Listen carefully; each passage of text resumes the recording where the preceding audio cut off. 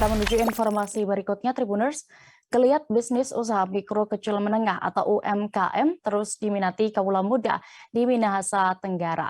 Salah satunya bisnis Holobrick. Maksud kami Holobrick.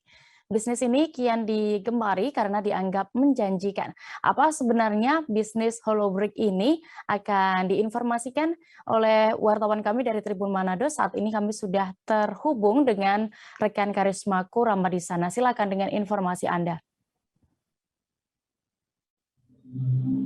Ya, rekan Dea dan Tribuners, terima kasih dapat kami informasikan bahwa pasca pandemi melanda, memang banyak anak muda yang memilih beralih profesi menjadi pelaku usaha. Dan salah satu jenis usaha yang cukup diminati yakni adalah usaha Holobrick. Berdasarkan informasi yang kami dapatkan, jenis usaha Holobrick ini menjadi sangat diminati dikarenakan belakangan daya beli masyarakat juga cukup meningkat sehingga banyak yang membangun rumah, begitu.